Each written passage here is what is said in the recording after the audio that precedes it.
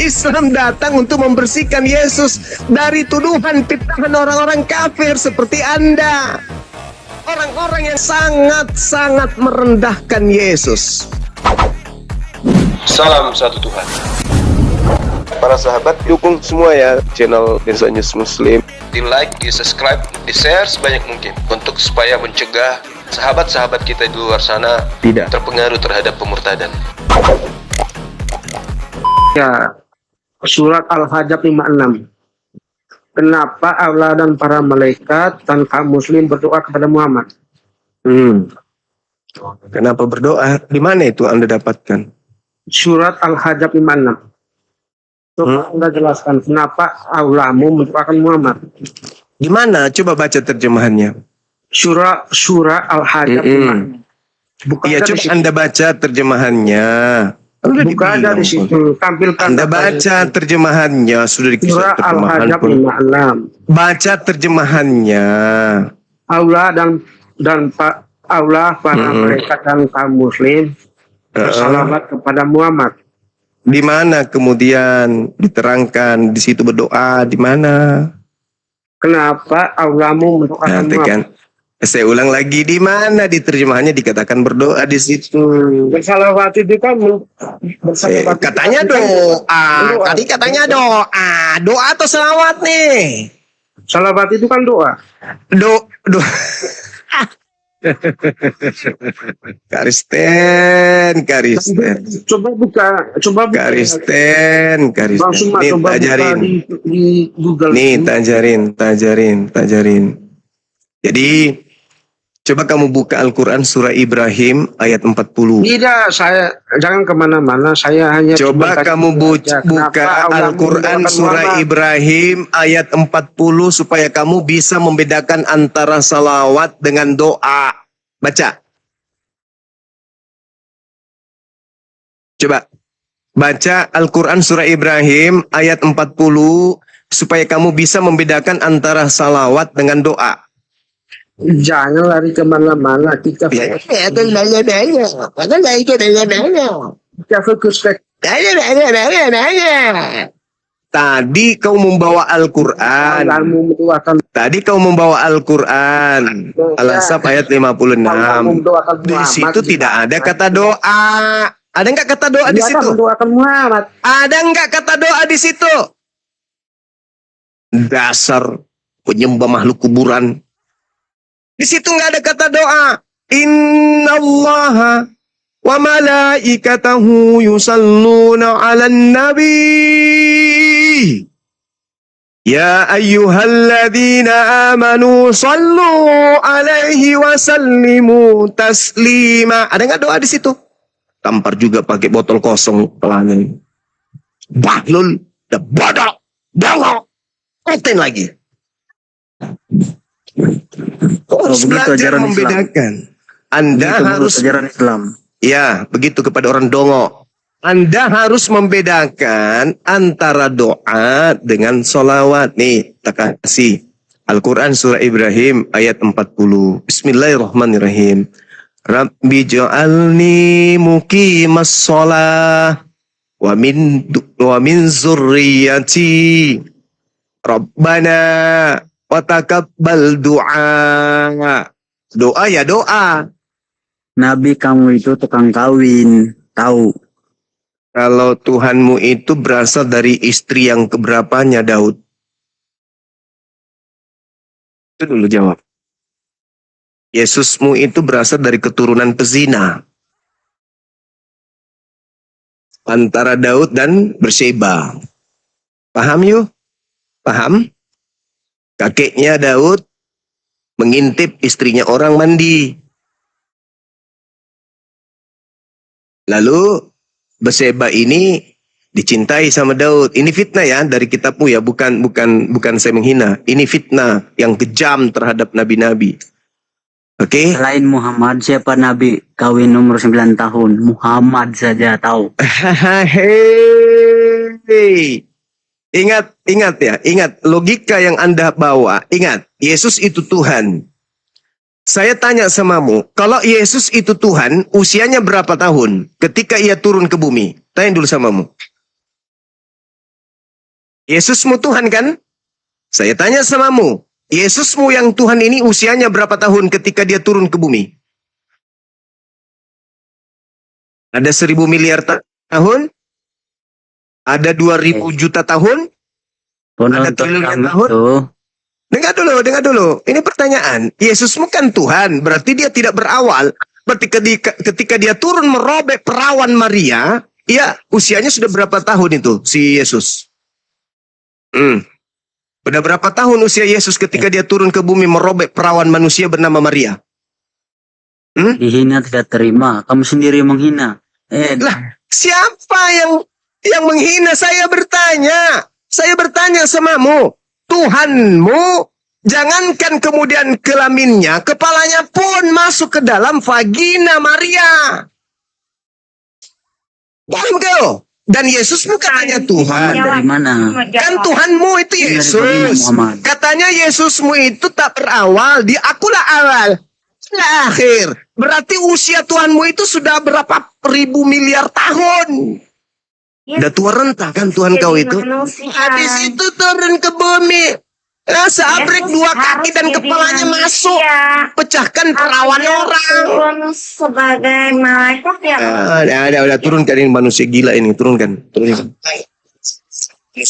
Manusia gila. Jangan kau ajari saya kemudian menyakiti hati kalian dengan kalian menghujat. Karena saya hafal Bible dan saya ngerti kemudian kisi-kisi, referensi atau apapun yang ada dalam Bible kau itu. Jangan sampai kau mati berdiri gara-gara saya ungkap semua isi kitabmu. Yesus Tuhan.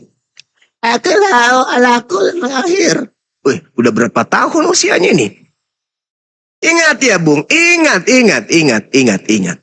Adam turun ke bumi tidak mesti robek perawan.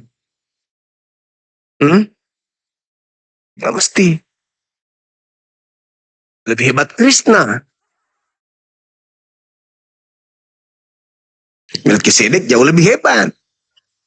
Ada Tuhan keluar dari hasil robek perawan. Masa Tuhan turun di dunia kamu atur-atur? Ya tahu Kamu yang tuyul. Karena yang lahir dari vagina itu manusia. Lukas 2 nomor 11, pada hari ini telah lahir bagimu juru selamat Kristus, manusia yang diurapi Tuhan. Manusia yang diurapi Tuhan yang lahir. Kau yang mengaturnya jadi Tuhan, kucelok. Bukan kami yang mengaturnya, you yang mengaturnya jadi Tuhan. Orang jelas-jelas tertulis kok Kristus. Kristus itu apa coba? Kristus itu apa? Kristus adalah Kristus adalah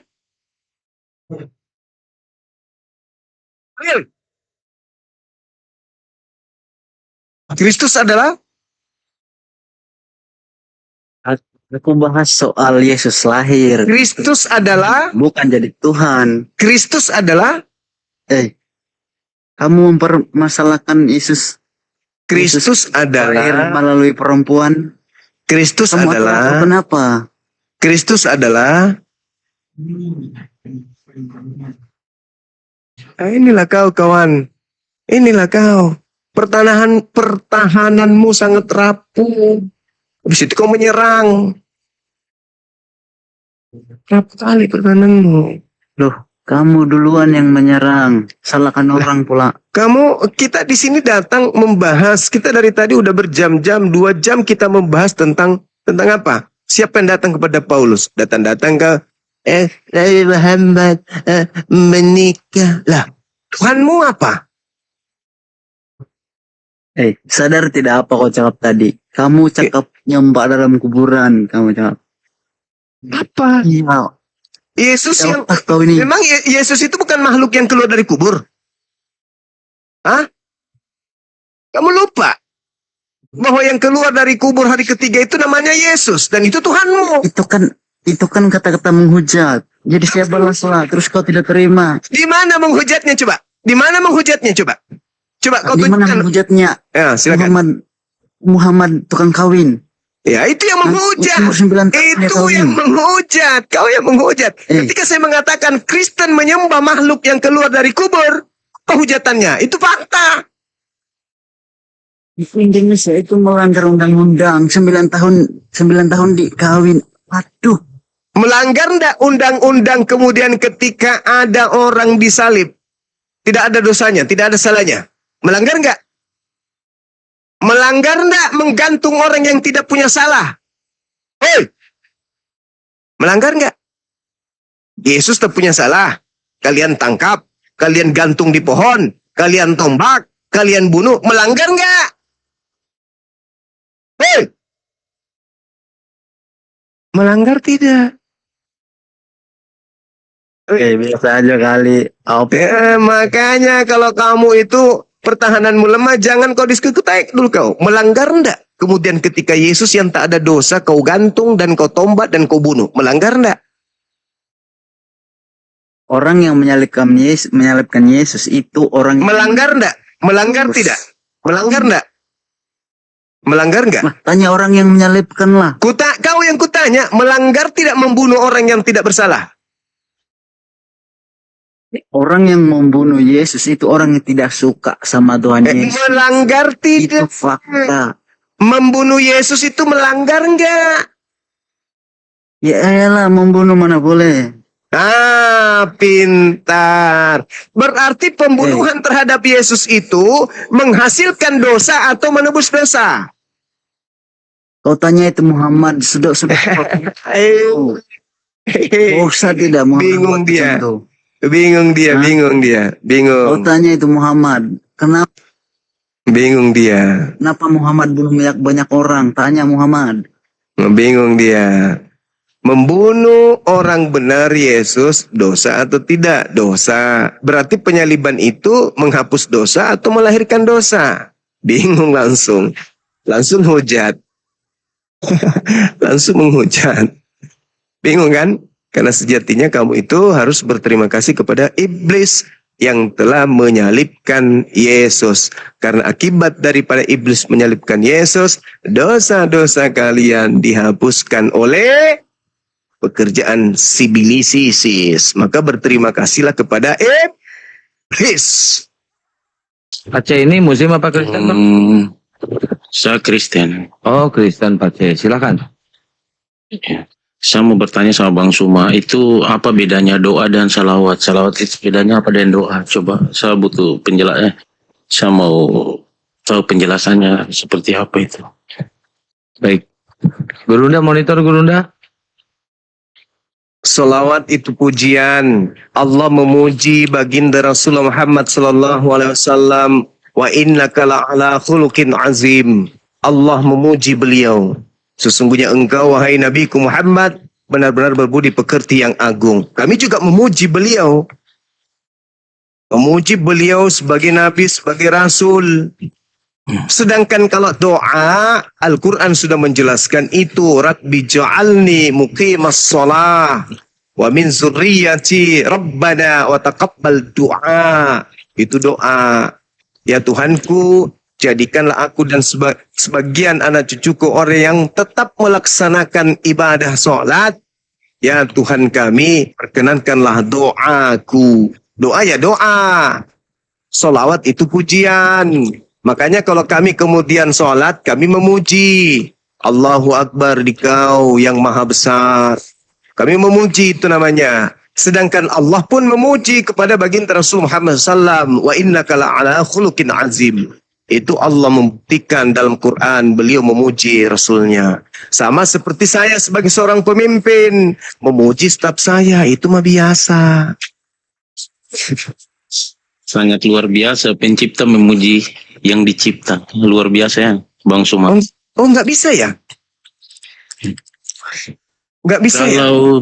Kalau abang sebagai bos memuji anak buahnya abang nggak apa-apa, tapi ini Tuhan loh pencipta memuji apa yang diciptakannya sendiri. Apakah tidak aneh kalau begitu? Nah, Dan di sini lucu nih. Dan di sini Bang Suma dengar. Di sini salawat adalah doa yang secara khusus, salawat dan doa sama-sama bentuk doa, tetapi salawat adalah doa yang secara khusus ditujukan untuk Nabi untuk Nabi Muhammad SAW merupakan pujian, sanjungan, dan permohonan agar Nabi mendapatkan rahmat dan keselamatan dari Allah SWT.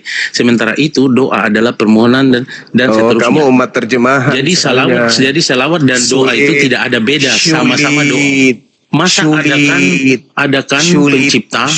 Begini, Bang Suma dengar, adakan sulit bagi umat terjemahan untuk mengerti kaidah-kaidah Islam. Oke? Nabi Muhammad dipuji oleh Allah. Dipuji. Allah memuji Yesus. Inilah anakku yang kukasihi. Sangat pandai dalam merubah-rubah. Inilah anakku yang kukasihi. Kepadanya aku berkenan. Tuhannya Yesus memuji Yesus. Gitu. Itu biasa, Bung. Jangan sakit hati. Jangan sakit hati. Karena kalau kita melihat di dalam kitab yang kau pegang, contoh misalnya di dalam Wahyu 7 ya. Coba kita lihat di dalam Wahyu 7 nomor 10. Apa yang tertulis di sana teman-teman sekalian? Kita baca. Keselamatan bagi Allah. Dan bagi anak domba didoakan Tuhan domba. Hai. Hai.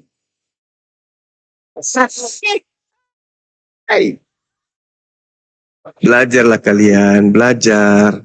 Karena Bible akan pasang badan. Keselamatan bagi dewa, kami yang duduk di atas tahta, dan keselamatan bagi anak domba. Masolang generasi. Santos. Santos. Shalom. Selamat malam. Malam. Silakan. Numpang nyimak. Diskusi, Bre. Kok numpang nyimak? Temanya ini nih, siapa yang datang pada Paulus?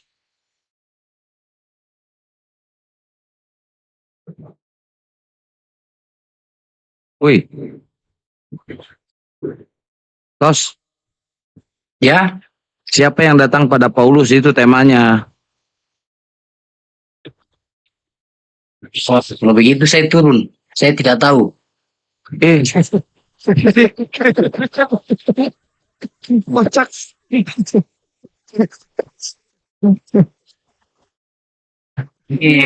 Paulus yang dimaksud ini Paulus tetangga kah?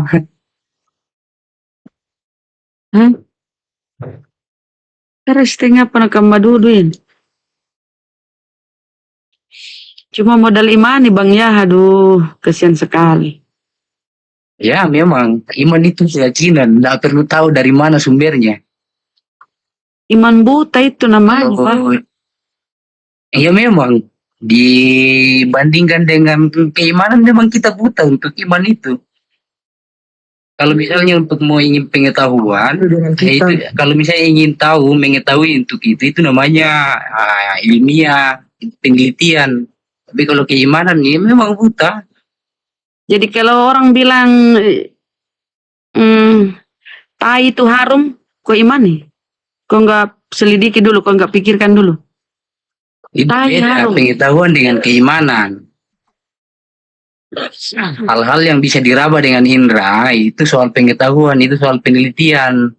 Tapi kalau hal-hal tentang keimanan, ya memang walau nggak masuk akalmu Bang, kau tetap iman. Iman ada. Bagaimana kalau misalnya mengimani sesuatu, itu sesuatu yang memang tidak sampai di akal.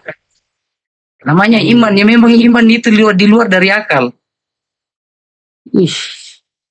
Memang mereka nggak pakai akal ya untuk. Iya, karena memang silakan guru namanya beriman, ya beriman tidak pakai tidak perlu tahu ini, Bang hanya Santos. tahunya baik. Ya, Bang Santos, biar Bang Santos cerdas, dijelasin sama Guru Nda Juma ya. Simak ya. Apa ada Guru Nda? Iya. Semua agama itu mengatakan imannya benar.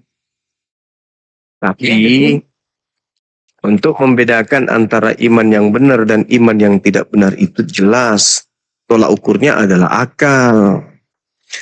Makanya Islam itu selalu beriringan dengan kitab sucinya. dengan akal. Ketika dikatakan pencipta langit dan bumi itu satu, itu masuk akal. Karena kalau pencipta langit dan bumi dua, maka masing-masing pencipta ini akan ribut, mengklaim ini ciptaan saya. Nah, ketika dalam akidah Islam, bahwa pencipta langit dan bumi itu tempat bergantungnya segala sesuatu, itu masuk akal. Karena manusia atau makhluk apapun di atas muka bumi ini bergantung kepada yang lain. Tuhan tidak bergantung pada yang lain. Itu masuk akal. Ketika dikatakan Tuhan itu bukan manusia dan bukan anak manusia, itu masuk akal. Ketika dikatakan Tuhan itu tidak setara dengan apapun, itu masuk akal. Jadi kaidah dalam Islam, semuanya masuk akal.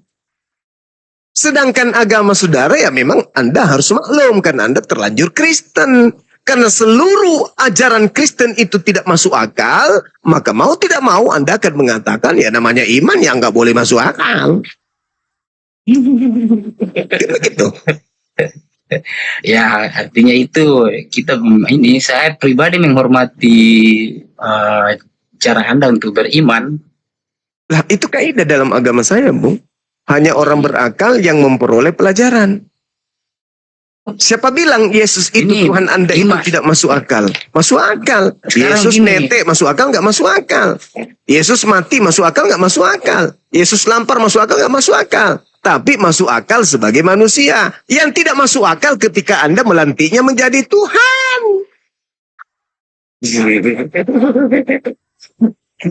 Artinya gini, memang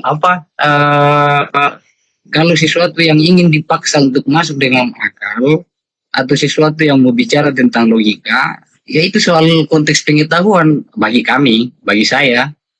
Ya kalau bagi bapak-bapak, ibu-ibu yang merasa bahwa tentang ketuhanan itu harus masuk akal, ya itu haknya saudara. Ya kan ada perintah Yesus, Bung. Kasihilah Tuhan dengan akal. Itu perintah. Jadi kalau ada Tuhan yang tidak bisa dikasihi dengan akal, ya itu bukan Tuhan. Coba, bagaimana Anda bisa mengasihi Yesus dengan akal dan Anda mengatakan bahwa Yesus itu Tuhan? Bisa enggak kemudian Anda mengasihi Tuhan turun ke bumi netek sama makhluk? Bisa enggak? Enggak bisa. Bagaimana Anda bisa mengasihi Yesus dengan mengatakan Tuhan Yesus turun ke bumi netek sama perempuan? Bisa enggak bisa? Maka dari itu Yesus bukan Tuhan.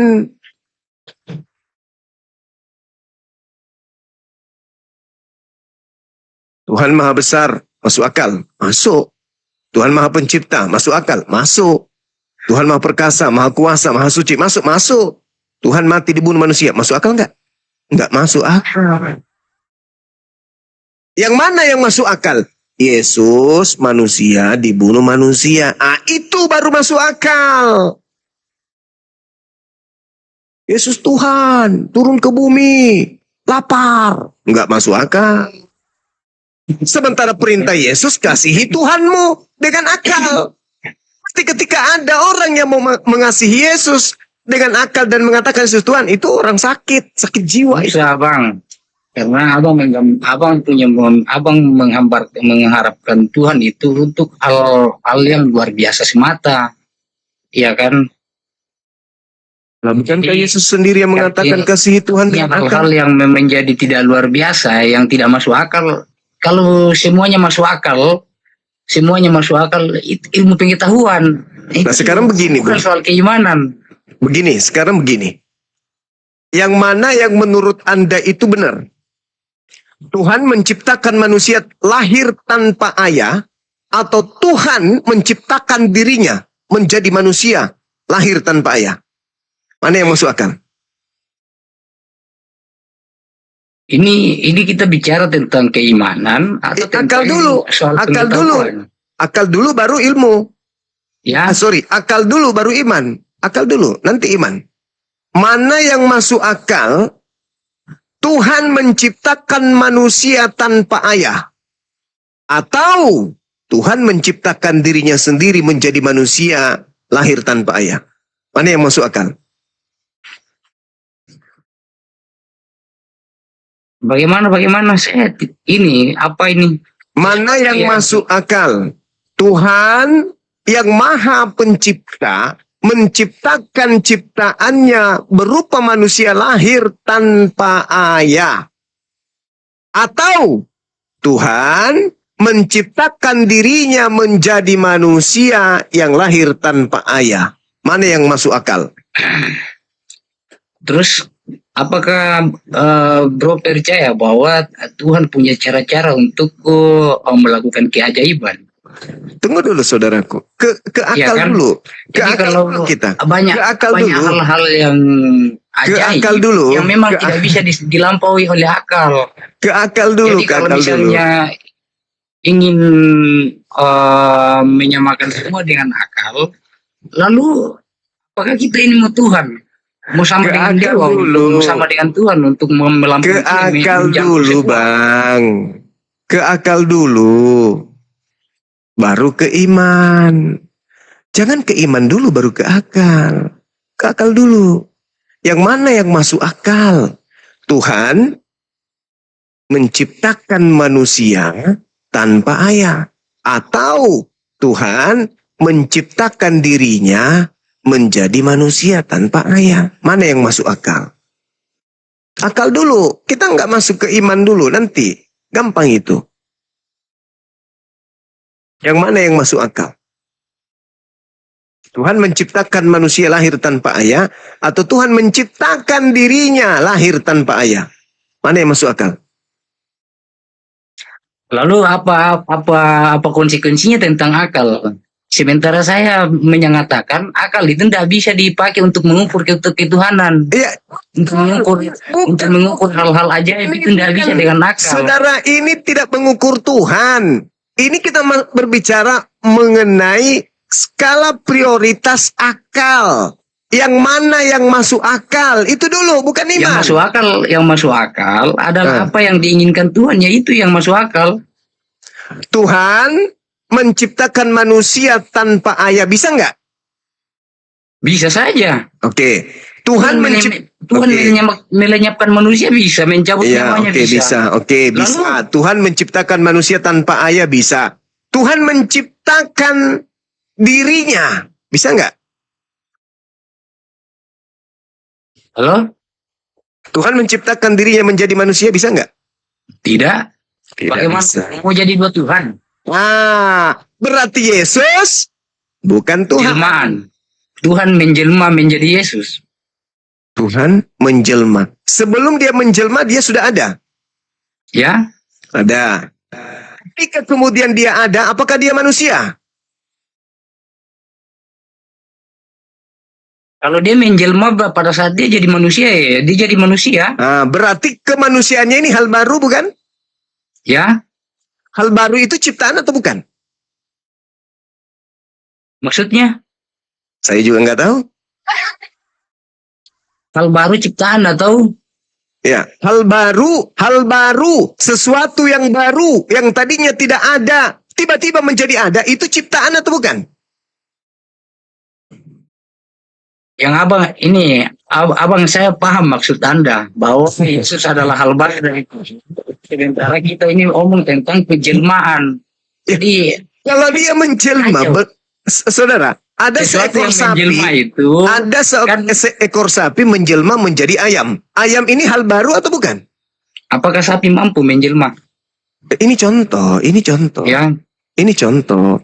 Bukan berbicara mampu atau tidak mampu. Seekor sapi menjelma menjadi ayam. Ayam ini hal baru atau hal lama? Dia hanya berubah wujud. Ketika dia berubah wujud, berarti dia hal baru atau lama? Bukan. Bukan. Berarti ayam ini bisa ngoek. Ayamnya bertanduk gitu. Ayamnya bertanduk. Kalau dia jadi ayam, dia akan melakukan hal-hal yang sama dengan ayam. Nah, berarti hal baru kan? Tadi hal sapi. Sapi hal lama. Sekarang ayam, berarti hal baru. Dia melakukan hal-hal yang baru. Hal-hal yang baru. Kondisinya. Apakah masih sapi? Ya. Apakah dia masih sapi? Halo? Apakah dia masih sapi? Kalau dia menjelma, dia adalah sapi dan dia adalah ayam. Masolang generasi. Jadi ketika Anda melihat seekor ayam, Anda bisa mengatakan ini adalah seekor sapi 100%, dia juga adalah seekor ayam 100%, gitu. Kalau saya tahu bahwa dia ada jelmaan dari sapi. Begitu. Oke, baik. Sekarang, bagaimana Anda bisa membuktikan bahwa Yesus itu adalah jelmaan Tuhan? Di mana dalilnya? Ya itulah soal keimanan saya, Bang. Ah, nggak ada dalil. Itu sesuatu yang saya imani. Berarti dengan kata lain, sama ketika Anda melantik bom-bom menjadi Tuhan Anda. Nggak ada bedanya itu. Ya? Nggak ada bedanya. Apa itu, Bang? Anda melantik bom-bom menjadi Tuhan Anda itu nggak ada bedanya dengan iman Anda sekarang. Apa itu bom-bom? Bom-bom itu manusia kurus. Ya? Apa bedanya? Manusia bernama bom-bom, apa bedanya ketika Anda menuhankan dia dengan Anda menuhankan Yesus? Apa bedanya? Saya tidak akan menuhankan yang lain. Iya, apa bedanya? Bedanya saya tidak akan menuhankan bom-bom. Iya. Itu bedanya. Apa bedanya ketika Anda menuhankan bom-bom dengan menuhankan Yesus? Tak ada bedanya, sama aja. Itu bagi Anda. Oh enggak dong. Sekarang apa bedanya? Bedanya karena saya tidak akan menuhankan bom-bom. Itu Nah bedanya. itu berarti letaknya di Anda, bukan di letaknya perbedaannya antara Yesus dan bom-bom. Karena Ya. bom-bom dan Yesus tak ada bedanya. Itu bagi Anda. Loh kok itu bagi Anda? Sekarang kalau Anda menuhankan saya dengan menuhankan Yesus, 100% tidak ada bedanya. Kenapa tidak ada, Catat itu. kenapa ada bedanya? Kenapa Anda mengatakan ada bedanya ketika Anda menuhankan saya dan menuhankan Yesus? Apa Tidak bedanya? akan mungkin saya menuhankan Anda. Nah, itu hal kan Anda itu yang hal tidak berbeda. memungkinkan. Kenapa Anda tidak memungkinkan? Ada hal apa? Karena Bagaimana? tidak tahu. Bagaimana? Kenapa Anda tidak mau menuhankan saya? Ya saya sudah punya Tuhan. Ngapain lagi punya Tuhan Nah, lagi? pasti alasannya cuma itu kan. Bukan karena adanya perbedaan. Selesai. Berarti apapun Anda bisa tuhankan. Tutup botol bisa Anda tuhankan. Kaset Itu. rusak bisa Anda Ya, tuhankan. Itu kesimpulannya Pelepah apa? pisang bisa Anda tuhankan. Bahkan tusuk gigi bekas pun bisa Anda tuhankan. Itu kesimpulannya, bro. Lah, itu Bukan kesimpulannya saya. Kenapa? Karena Anda menuhankan Yesus tanpa akal. Enggak, kenapa kita harus menggunakan akal untuk bertuhan? Sama ketika Anda menuhankan tutup botol. Saya cuma cukup meyakini Nah ketuhanan itu, saya. Anda cukup Dengan meyakini tutup pelajarannya botol bahwa- itu adalah inkarnasi Tuhan. Selesai. Inkarnasi beda, Bang. Dengan jelmaan.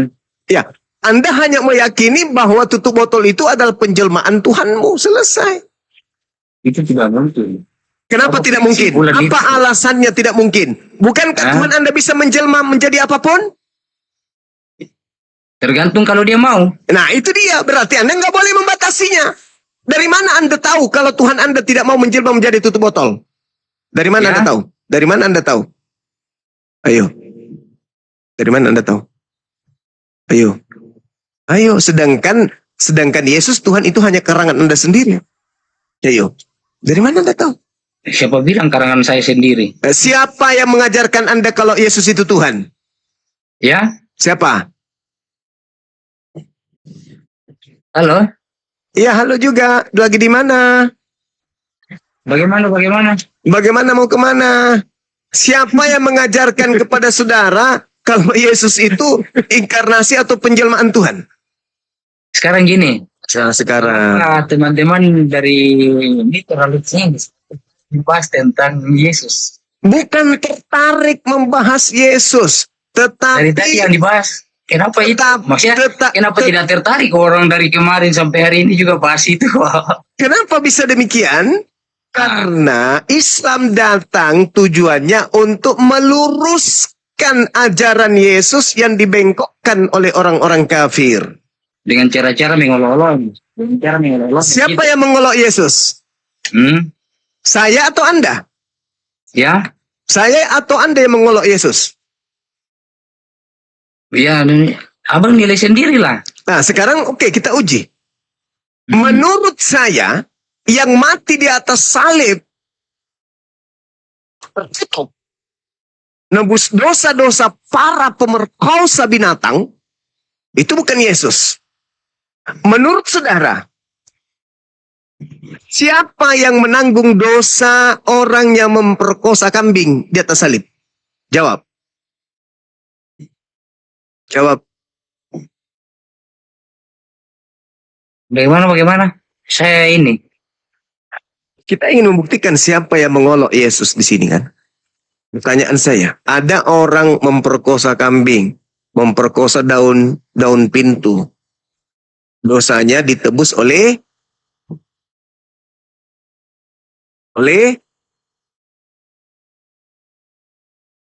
ditanggung Ditebus oleh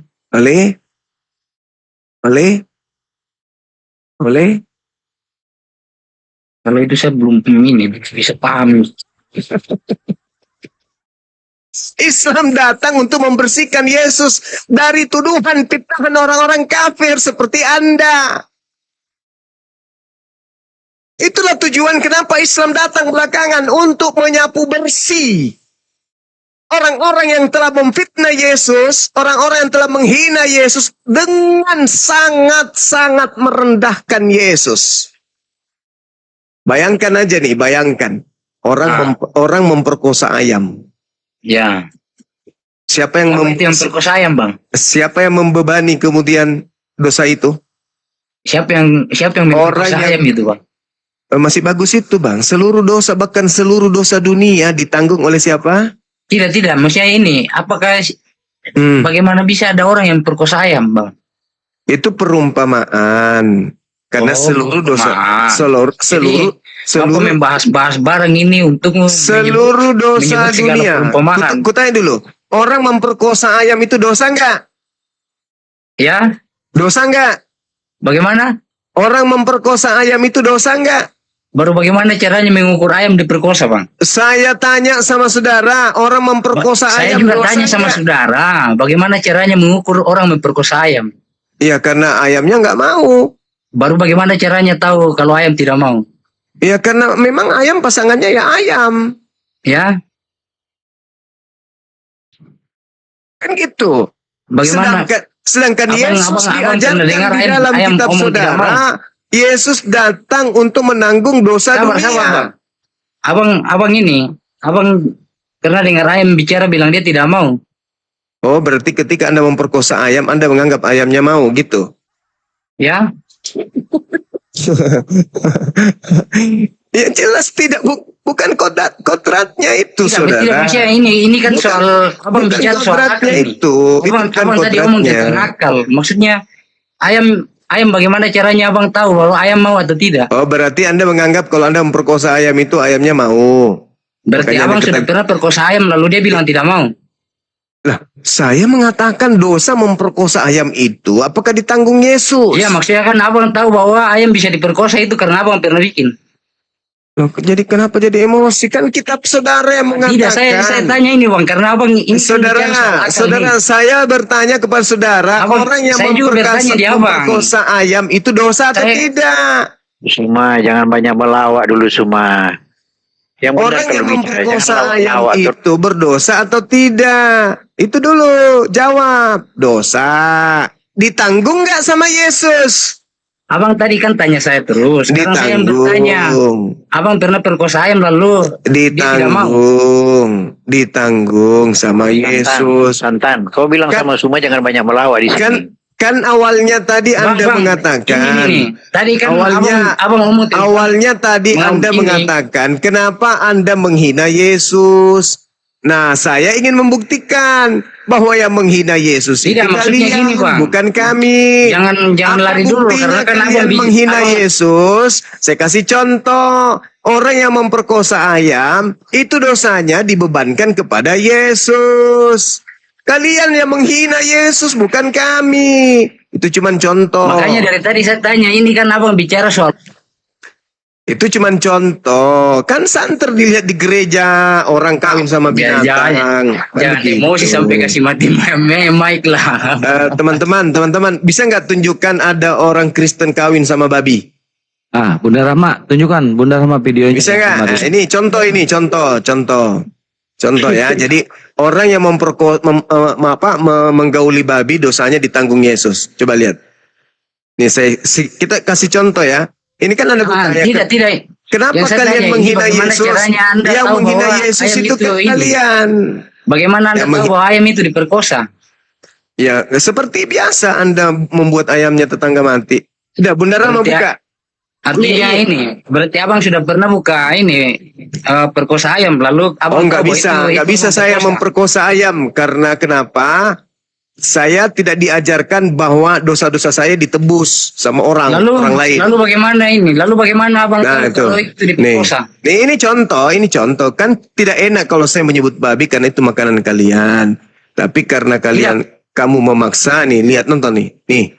Nih istrinya tuh kawin sama babi. Pertanyaan saya, ketika dia kemudian menggauli babi ini, dosanya ditebus Yesus kan? Betul nggak? Betul nggak? Nih, dikawinkan di depan pendetamu. Pertanyaan saya, dosa nggak dia menggauli babi? Dosa mungkin ya. Nah, kalau dia dosa mungkin, Yesus nebus nggak? Nebus. Berarti Yesus kalian hinakan sebagai penebus dosa menggauli babi. Betul? Giliran ditanya tidak mau jawab. Betul? Kutanya lagi. Ini fakta ini. Ini Kristen menggauli babi. Pertanyaan saya, apakah Yesus Anda jadikan sebagai penebus dosa orang yang menggauli babi? Jawab. Itu kami orang Kristen hanya untuk meyakini Yesus menebus dosa kami. Nah, ini yang kutanya ini. Nih, orang kalau dosanya orang lain, kami di sini termasuk dosanya orang lain, urusannya dia dengan Tuhannya. Ini. Bukan urusan saya. Kami yang Anda maksud di sini termasuk yang kawin sama babi ini kan? Ya. Nah, pertanyaan saya, dosa nggak dia menggauli babi? Itu soal dia berdosa atau tidak itu urusannya Tuhan, bukan urusan saya. Soalan gak masuk. Kalian itu yang menghina Yesus. Makanya di dalam agama kalian itu semuanya halal. Semuanya halal. Kenapa semuanya halal? Kenapa semuanya halal? Kenapa semuanya halal? Kenapa semuanya halal? Karena kalian melemparkan dosa-dosa kalian ke Yesus. Kalian itu penghujat Yesus. Kalian itu penghina Yesus, kalian itu. Menghujat Yesus kalian itu. Masa orang kawin sama babi, menggauli babi, dosanya ditanggung Yesus. Aduh, parah di agama. Data siapa? Abang tahu dari mana? Saya baca dalilnya ya. Kutanya dulu sama kalian. Ya. Apakah menggauli babi itu dosa? Dosa. Dosa. Oke. Ya. Nah, kita baca dalilnya. Kita baca ya. Ayo, saya juga buka. Oke. 1 Yohanes 2, silakan. Baca 1 Yohanes 2. Ya. Satu perikop ya. Anak-anakku, hal-hal ini kutuliskan kepada kamu, Yohanes, supaya kamu jangan berbuat dosa. Namun jika seorang berbuat dosa, kita mempunyai seorang pengantara pada Bapa, yaitu Yesus Kristus yang adil. Dan Yesus adalah pendamai untuk segala dosa kita. Dan bukan untuk dosa kita saja, tetapi juga untuk dosa seluruh dunia. Berarti dosa menggauli babi yang tadi itu didamaikan oleh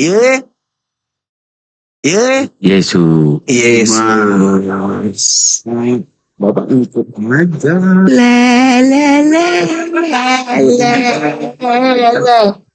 Pantas aja dirempatnya mereka kawin sama jenis.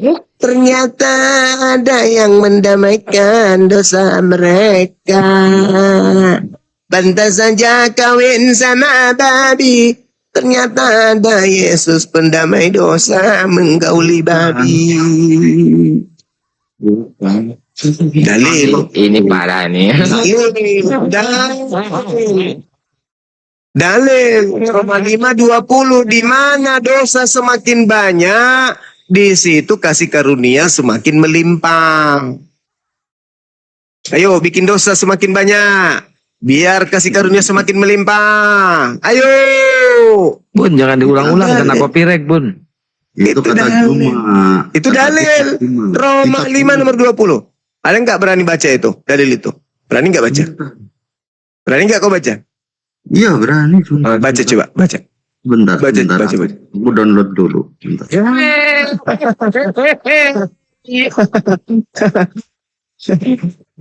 Tetapi hukum Taurat ditambahkan supaya pelanggaran menjadi semakin banyak. Dan di mana dosa bertambah banyak, di sana kasih karunia menjadi berlimpah-limpah.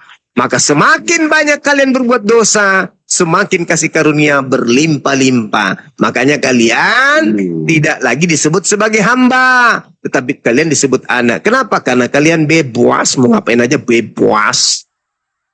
Coba tadi berapa? Roma berapa? Roma 5 nomor 20. Roma 5:20.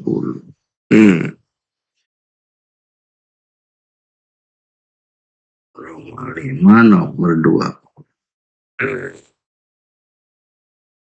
Siapa ini? Kenapa kau diam? Kalau bicara dimatikan itu mikrofonnya, Bos. Kalau bicara di Nanti giliran dia.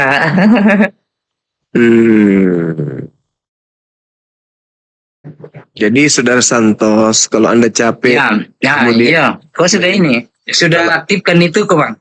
Kalau Bagaimana Anda sudah caranya capek, waktu bicara, kemudian bagaimana caranya waktu bicara dengan ayam? menyembah manusia, sekali-sekali kok Bang, untuk sempat bicara- kancing baju. Sebentar, tak bacakan ya. Tak bacakan ya.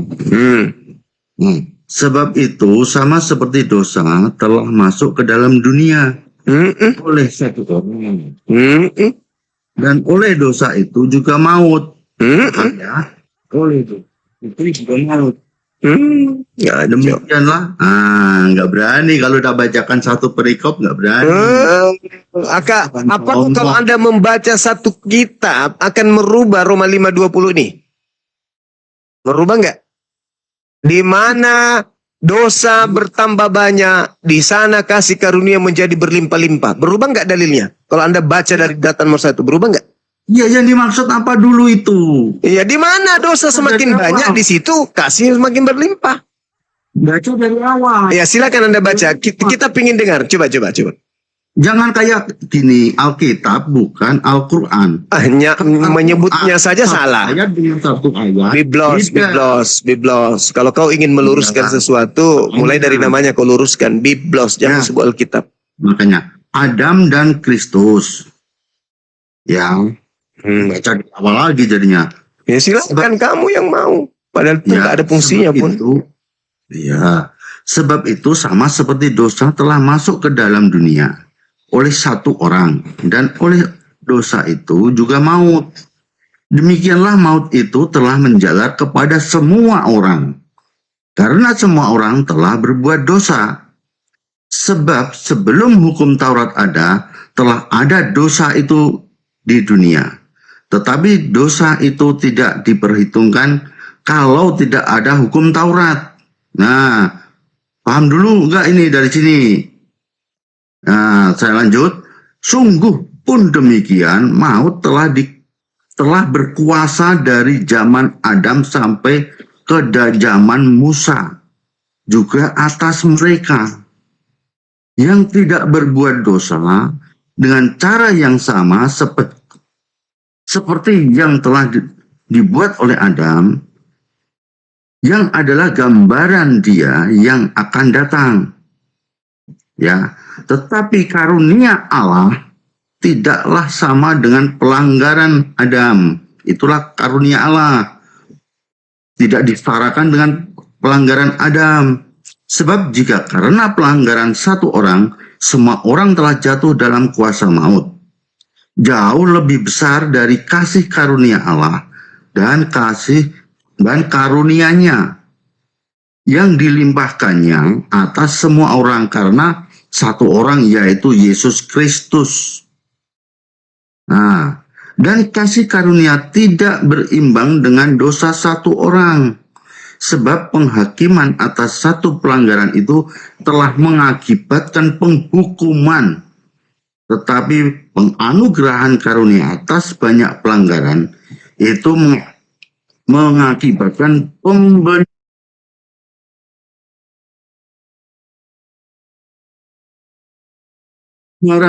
Jadi mengakibatkan pembenaran. Jadi lakukan berulang-ulang. Jadi berakibat bahwa itu tuh adalah suatu pembenaran, seakan-akan menurut manusia itu benar. Termasuk yang kamu tadi sampaikan itu, ya, menggauli hewan itu dianggap suatu kebiasaan, dan itu tertulis di kitab-kitab yang lain juga mungkin tertulis menggauli hewan. Tapi itu dosa yang dibiasakan oleh orang-orang berdosa. Jadi jangan dicomot. Kalau dicomot itu sudah itu sesuatu yang dosa, sesuatu yang sesat, malah kamu benarkan. Tapi kalau jadi apa ya, untuk mengarahkan argumen, boleh saja. Tapi dengan engkau tadi sampaikan, terdengar tadi, dengan ikrarmu. Begitu. Jadi dosa yang dilakukan secara kebiasaan dan dilakukan oleh banyak orang. Ngomong apa, Cumi? Tadi aku mau baca satu perikop untuk membatalkan. Yoel, mereka ini menganggap orang yang gauli hewan saja yang berdosa. Mereka tidak merasa berdosa. Itu jadi soal. Kau kan tadi mengatakan. Sekarang gini bang, saya tanya abang merasa orang berdosa enggak? Tunggu dulu, yang satu tadi itu yang so tahu. Yang so tahu tadi itu. Atau abang sudah merasa suci? Yang so tahu itu tadi loh, katanya baca satu perikop untuk mengerti baca 20-nya katanya. Jangan satu data. Nah, mana bantahannya nomor 20? Mana? Di mana dosa? Di mana dosa bertambah banyak, di situ kemudian kasih karunia menjadi berlimpah-limpah. Makanya dalam agamamu itu tidak ada lagi larangan, tidak ada lagi yang haram. Kenapa? Karena kalian diajarkan di mana dosa banyak, di situ kasih karunia berlimpah. Ayo. Makanya kalian berlomba-lomba berbuat dosa, karena semakin banyak dosa kalian, semakin banyak kasih karunia Tuhan kalian. Kalau abang merasa berdosa enggak, abang? Itu dalil dalam kitab saudara. Merasa berdosa enggak?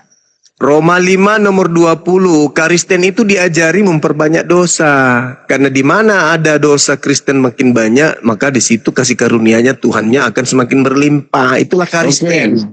Kalau orang Kristen banyak dosanya, ya banyak. Abang merasa berdosa enggak? Ya, saya kalau melanggar perintah Tuhan saya pasti berdosa. Baru siapa yang nanti ampuni dosa, abang berdosa? Ya Tuhan saya dong. Saya kan bertobat. Tinggal saya lagi kalau ngomong gitu. Kan sekarang begini. Bisa nggak Tuhan Yesus? Kalau Tuhan Yesus dibilang mengampuni dosanya orang Kristen, salah. Kalau orang Kristen salah. Tidak salah. Tidak. Siapa yang bilang salah? Tidak ada saya katakan salah. Saya katakan Kristen itu bebas melakukan dosa. Kenapa Kristen bebas melakukan dosa? Dengarkan, kenapa Kristen melakukan dosa? Karena Kristen diajarkan semakin bertambah banyak dosanya Kristen, semakin kasih karunia Tuhannya Kristen berlimpah-limpah. Ada nggak ajaran seperti ini di Islam? Terus Anda kenapa berdosa kalau ada nggak di Islam diajarkan semakin banyak dosamu akan semakin berlimpah kasih Allah kepadamu? Ada nggak? Lalu kenapa abang berdosa? Lucu ente. Kenapa abang buat dosa kalau tidak diajarkan? Lah, di mana dalilnya dalam agama Islam? Di mana dalilnya di agama saya? Kenapa di mana dalilnya di agama saya semakin banyak dosa semakin disayang sama Tuhan? Di mana dalilnya? Lalu kenapa Anda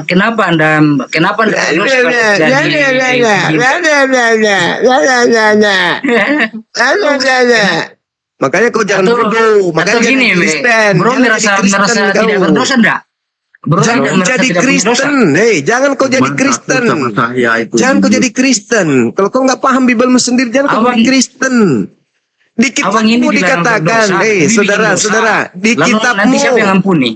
kitabmu dikatakan, semakin banyak dosamu, semakin banyak kasih karunia Tuhanmu. Terus kalau abang dilarang untuk berdosa. Kalau di dalam kitab saya, semakin banyak dosa, semakin marah Tuhanku. Kalau kau tidak, semakin banyak dosanya, berarti kalau semakin kalian banyak berdosa sudah dosamu, tidak bisa diampuni. semakin kau itu kemudian dikaruniai. Dikarunia apa? Kasih yang melimpah. Semakin marah itu di mana, Bang? Mana? Pencipta langit dan bumi kemudian itu marah kalau orang itu melakukan dosa. Itu zalim. Di mana? Itu zalim. Jangan kau berbuat dosa. Itu perintah dalam Quran. Tapi di dalam agamamu, apa yang dikatakan? Semakin banyak dosa, kasih karunia menjadi berlimpah-limpah. Itu dalil dari agamamu tuh. Roma 5 nomor 20. Itu dalil. Jangan kau itu kiri itu. Di depan. Potong satu ayat. Tapi hukum Taurat ditambahkan supaya pelanggaran menjadi semakin banyak, dan di mana dosa bertambah banyak, di sana kasih karunia menjadi berlimpah-limpah. Makanya kalian itu setiap hari kerja kalian hanya berbuat dosa. Kenapa? Karena semakin kalian banyak berbuat dosa, semakin banyak kasih karunia kepada kalian. Makanya Kristen itu sebenarnya tidak kolom agama itu kan karena dari agama Islam akhirnya agama Islam, terus agama apa lagi? Lah padahal sebenarnya Kristen itu bukan masuk kolom agama. Berarti Kristen tidak masuk surga dong. Ya itu kan nggak masuk surganya Muslim ya. Memang Yesus yang berkata syarat masuk surga harus beragama. Ayo. Agama itu kan kepercayaan kita mengikuti siapa? Lah, kita mengatakan Kristen bukan agama barusan. Sekarang kok lagi bahas agama. Yesus mengatakan syarat masuk surga harus beragama. Ayo. Di mana? Kalau ada, berarti Kristen tidak masuk surga. Buka aja, karena agama. Enggak, tunggu dulu. Kalau ada dalilnya Yesus mengatakan bahwa syarat masuk surga harus beragama, dan Kristen bukan agama, berarti Kristen tidak masuk surga. Gimana? Agama itu kan suatu perkataan, suatu kata, di mana dia seorang pengikut. Nah, mulai ingin mengatakan Kristen adalah sebuah agama, Nah, inilah murid-murid Paulus begini cara diskusinya. Anda tadi mengatakan Kristen bukan agama. Giliran Yesus mengatakan syarat masuk surga harus beragama, mulai ayo.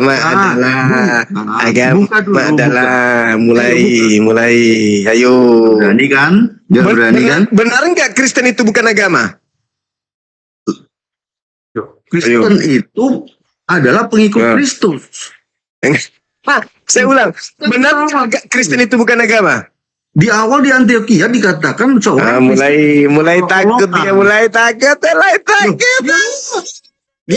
Saya ulang lagi. Benar tidak Kristen itu bukan agama? Loh, Kristen itu adalah suatu kelompok yang mengikuti Tuhan Yesus. Benar enggak bukan agama? Ya agama itu kan penalaran untuk orang-orang yang makan. Tadi dia mengatakan Kristen bukan agama. Aslinya saya benar-benar ketawa ini. Bukan cuma ketawa. Tadi dia mengatakan Kristen itu bukan agama, kata dia. Giliran Yesus berkata syarat masuk surga harus beragama, dia mulai tenang. Mulai dia panik. Kui dulu, kalau Kristen itu bukan agama. Kristen itu di Indonesia dikatakan agama. Mulai ngaco. Saya ulang lagi. Kristen itu agama atau bukan? agama itu gini sama Rasul. Awal mula kata generasi lagi impe dulu. Gak berani cuma gak berani cuma itu. Dengar nggak teman-teman tadi dia katakan Kristen bukan agama? Dengar nggak? Saya katakan Nah, dengar. betul. Sedangkan Yesus syarat masuk surga harus beragama. Gimana dong? Mana? Akui dulu bahwa Kristen bukan agama, baru aku tunjukkan dalilnya.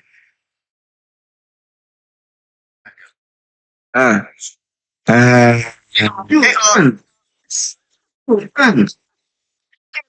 Akui dulu Kristen bukan agama. Agama itu Indonesia, bahasa Indonesia. Akui dulu Kristen bukan agama, ayo. Coba tunjukkan. Akui dulu bahwa Kristen bukan agama. Akui dulu. Kristen ada pengikut Kristus. Iya, bukan agama kan? Suatu kelompok orang. Bukan agama kan Kristen itu? Ya Kristen pengikut Yesus. Bukan agama kan? Bukan. Bagus. Berarti Ayo tunjukkan. Matius 5 nomor 20. Jika hidup keagamaanmu tidak lebih baik dari ahli Taurat, kamu tidak akan masuk surga. Betul. Gini. Syarat masuk surga menurut Yesus ada dua. Yang pertama beragama. Yang kedua agamanya harus lebih baik daripada ahli Taurat. Bagaimana Kristen mau masuk surga? Sementara agama saja tidak. Ulangi kita buka sama-sama. Ulangi. Ayo. Ulangi gak berani guys. Masolang generasi. Masolang generasi. Syarat pertama beragama. Syarat kedua harus agamanya lebih baik dari ahli Taurat. Sedangkan Kristen bukan ayat Juma. Kasihan deh lo, nggak masuk surga Kristen. Bikin ayat sendiri. Apa ini? Orang Kristen jangan percaya. Matius 5 nomor 20 saya sudah tunjukkan dalilnya. Syarat masuk surga ada dua menurut Yesus. Yang pertama beragama, yang kedua agamanya harus lebih baik dari ahli Taurat. Matius berapa? Matius 5 nomor 20. Kasihan deh lo. Nah, nanti dia akan mengatakan Kristen itu agama loh. Tadi dia bilang bukan agama. Gimana dong? Sedangkan syarat Matius 20. Enggak berani ya. Tunjukkan ayo. Jadi Anda sudah mengakui Kristen bukan agama kan? Sedangkan syarat masuk surga menurut Yesus pertama beragama. Kedua, agamanya itu harus lebih baik. Kita tunjukkan di mana diulang. Matius 5 anak kecil. Matius 5 20 sebentar lah. Kita sama-sama bukakan asik ya. Kau kan baru belajar. Kita ini udah tamat. Aduh. Masih bilang aduh lagi dia dari tadi ngemis-ngemis di mana? Di mana? Di mana? Di mana? Ayo. Ayo neraka, ayo. Bentar. Aku Yesus berkata kepadamu, jika hidup keagamaanmu tidak lebih benar daripada hidup keagamaan ahli Taurat dan orang Farisi, sesungguhnya kamu tidak akan masuk ke dalam surga. Ayo. Kristen tidak akan masuk surga karena Kristen bukan agama. Sedangkan masuk surga syaratnya harus agama dan agamanya harus lebih baik dari ahli Taurat. Janganlah kamu menyangka bahwa aku. Nah ini kan. Iya. Kamu menyangka. Jangan samakan. Nah, ketahuan. Jadi orang Kristen ya jangan mudah percaya sama cuma. Matius 5 nomor 20 Kak Daro. Kau baca apa itu? Kata Yang apa guru? 17. Yang 17 dulu. Siapa itu? Aku baca 17 dulu. Silakan kau baca mulai dari nomor 1 kalau perlu. Janganlah. Jadi gini, ya saya sekarang hukum Taurat. Apa Nah, katanya? Apa katanya? Apa katanya? Apa? Karena itu supaya yang meniadakan tentang Mana dia? Dia mengingkari nomor 20-nya. Gini, Kristen tahu baca itu dari satu perikop. Kalau di Silakan. ya Sekarung, silakan. ya cara jadi mau baca ya sudah aku diam, silakan biar seneng lah. Baca. Oke, ya. Baca. Janganlah kamu menyangka bahwa aku untuk meniadakan hukum Taurat. Aku datang baca pun masih salah.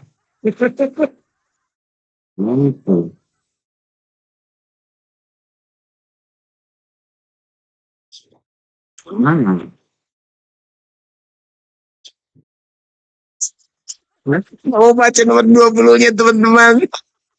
Enggak. Saya semua di 3,40. Baca nomor 20-nya. Berani. Bang Arif kirim ambulans ke rumahnya Bang Arif. Nah, silakan ketawa dulu. Parah. Gak bisa. Dia gak mau baca dia. Gak mau baca nomor 20-nya. Sudah. Ayo. Apa sudah? Apa sudah ya? Oke. Oke apa? Apa? Malunya ya. Jika hidup keagamaanmu tidak lebih baik dari ahli Taurat, Ya, maka kamu tidak akan masuk ke dalam surga. Betul keagamaanmu, betul ada di situ ada kata keagamaanmu, tapi bukan agama Kristen. Iya memang. Sekarang permasalahannya adalah syarat masuk surga punya agama atau tidak menurut Yesus. Ya itu, kalau itu untuk hukum Taurat silakan, kita nggak. Enggak, saya ulang lagi. Menurut Yesus syarat masuk surga harus beragama atau tidak? Keagamaanmu bukan beragama. Menurut Yesus syarat masuk surga harus beragama atau tidak? Dibaca dari 19. Iya, mulai lagi 19 lagi. Turun lagi. Turun lagi. Lah kan dari tadi ente baca nggak nyampe ke data nomor 20.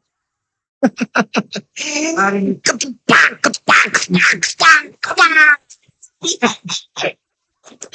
Anda mengakui Kristen bukan agama. Berarti itu pengikut Kristus. Derita lu.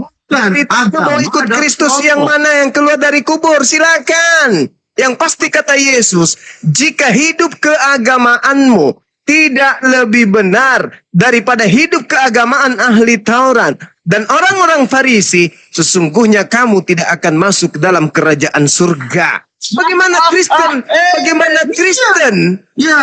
Kristen mau masuk surga sementara Kristen aja bukan agama? Iya. Kita pengikut. Iya. Bukan dalam agama. Iya. Jika hidup keagamaanmu tidak lebih baik meskipun kau ngaku pengikut, tapi kamu hidup keagamaanmu tidak lebih baik dari ahli Taurat, kamu tidak masuk surga. Bagaimana Anda bisa dikatakan beragama sementara Kristen bukan agama? Iya. Itu mengajarkan ahli Taurat. Tuh, baca Dinda Daman. Nah, malu dia. Baca Meng. Jika aku berkata kepadamu, jika hidup ke tai kucing. Jika hidup keagamaanmu tidak lebih benar daripada hidup ahli Taurat. Orang Farisi, sesungguhnya kamu tidak akan masuk ke dalam kerajaan sorga. Iya. Syarat masuk surga harus beragama nggak menurut Yesus? Harus beragama. Harus beragama. Kristen agama atau bukan? Pengikut Kristus palsu. Mengikut Yesus. Bukan agama. Bukan agama Kristen itu. Masuk lagi lakat daro. Tidak ada urusan. Pokoknya neraka jahanam tempatmu kawan. Masya Allah. Barakallahu fiik. Iya. Iya. Ya kan? Iya. Berat. Agama Yahudi. Kristen bukan.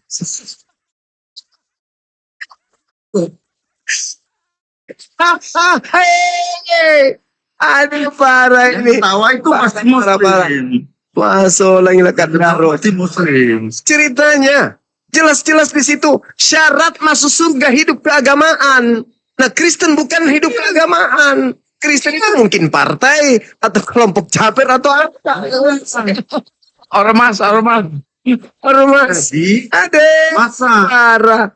Masuk lagi lekat daro. Yesus itu berpegang pada hukum ketentuan para ahli-ahli Taurat dan ahli-ahli. Udah diam. Kelihatannya sudah mau menangis. Diam. Enggak lucu orang tua nangis, enggak lucu laki-laki lagi.